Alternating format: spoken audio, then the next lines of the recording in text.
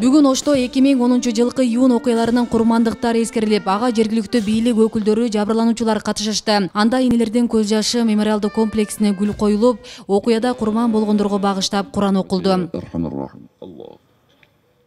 Bundan keyin bunday жаман көрүнүштөр болбосун. Бардыгыбыз ушу Кыргызстандын туусунун астында бардыгыбыз биригип, ынтымакта болуп, биримдикте болсок, Кудай буйруса алдыга жылат деген ойду айткым келет. Эми биз Кыргызстан көп улуттуу элбиз. Бири-бирибизди сыйлап, урматтап эле жашап келгенбиз. Бирок жанагыдай арабызга чок ташлаган кишилерден жок болсун ошондой кишилер. Ошондойлордон айрылайлы.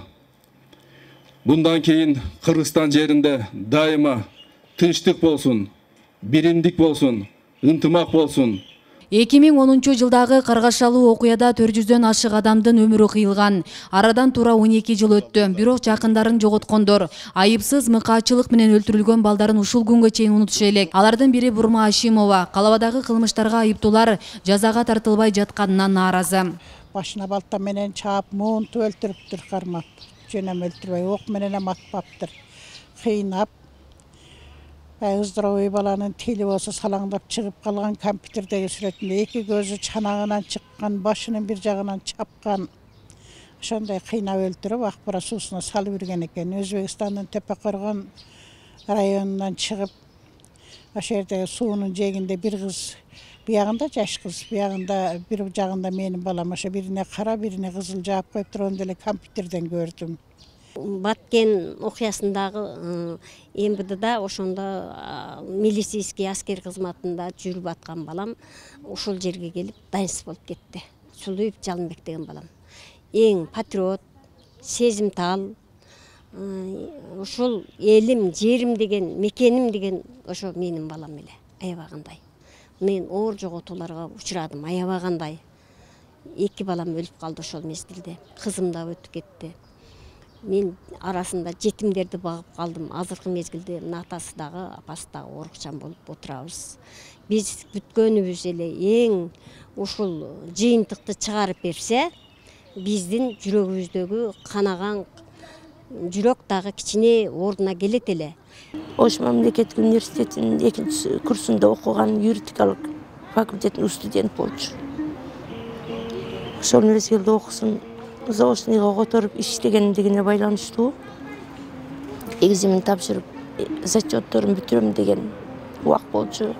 Ошо экзамен тапшырып бүтүп зачетторун тапшырып бүтүрүп атканда дайынсыз жоголду да. Ушул күнгө чейин мына 12 жыл болсо деле бизде 12 күнчөлүк сезилбейт. Үйлөнгөн эмес, семьясы жок. Студент 21 жашта болчу. Туякта эле калбады, мурдубузга жыт кылып жыттаганга. Үмүтүбүздү үзгөнгө же бир жерде бир мүрзөсү болбосо, эчтекесин таппасак.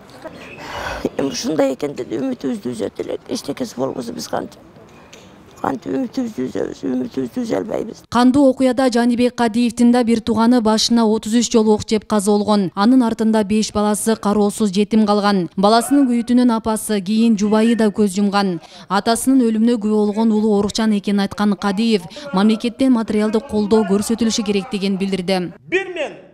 Мага окшогон 500 адамдын ушул кесепеттери канча? 3төн өлгөндө 1,5 адам ушу күйүттүн азабынан боздоп жүрүп өлүштү. Büyütkö çıdabay ölüştü. Atası, apası. Oşol uakta başkarıp durgan Vaktulu Hökmet'in 14 müçösünün balası, ayal apası ölgön yok. Bular Vaktulu Hökmet 2010 Tölkö biylik talaşu, akça talaşu menen gana hareket boluştu. Oş şarına göңүл burgan yok. Mına ölgöndürgö materiallık jardam beriş gerek. Sebebi bar orukçan. Psихологик жактан даралат азыр дарыны билесиңер.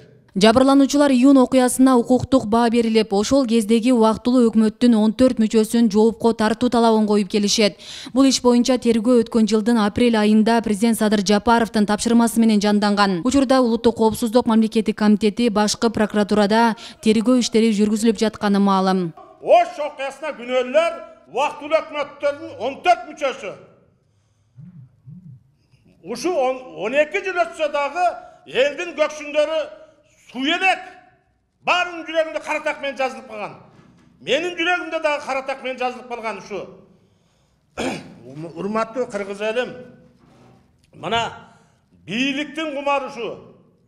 Буларга, урматтуу Садыр Нуркожоевич, азыр сиз президент болуп турасыз. Буларга укуктук баа берилиш керек.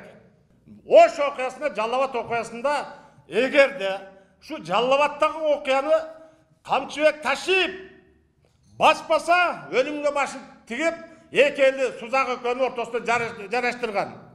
Эгер Ташиев болбосо, Жалал Абад шаары Оштон хуже болмок. Сузак селосу хуже болмок.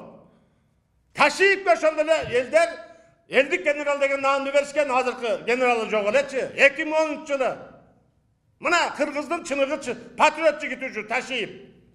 Мен жактагандан алыспын, калыс сүйлөгөн адаммын. Үстүмдө турган бир Кудайдан корккон, башка эч кимден корккон эмесмин.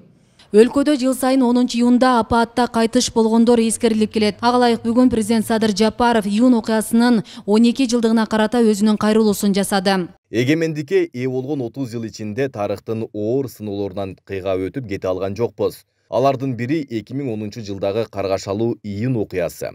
Байыркы Ош калабыз менен жаштыктын шаары атанган жайлуу Жалал Абад шаарында тышкы күчтөр, ички сепаратисттер өлкөбүздүн келечегине көрө албастык кылган душмандар бизди бөлүп жаруу аракеттерин жасашты. Ошол күчтөр мамлекеттин келечегин эмес, өз кызыкчылыгын ойлоп, коомго улуттар аралык кастык мамилени козуткан жалган маалыматтарды таратып, ынтымагыбызга доо кетирип, коюн колтук алышып жашаган эки элди бөлүп жарды, кан төгүлүп, энелер боздоду, аталар сыздады, балдар жетем, аялдар жесир калды. Эң коркунучтуусу ата мекендин бүтүндүгүнө доо кетирген кооголанга туш болдук. Бирок карт тарыхта мындан да оор, мындан да кыйын тагдырларды баштан кечирген элибиз кемеңгерлиги, кең пейилдиги, даанышмандыгы, сабырдуулугу менен ортодогу жалындаган өрттү өчүрөп, бүтүндүгүбүздү сактап калды. Тынчтык турмушту калыбына келтирүүнүн жана туруктуу өнүгүү жолуна түшүүнүн уникалдуу үлгүсүн көрсөттү. Элибиздин ушул асыл сапатын, нарк насилин баалай билишибиз зарыл.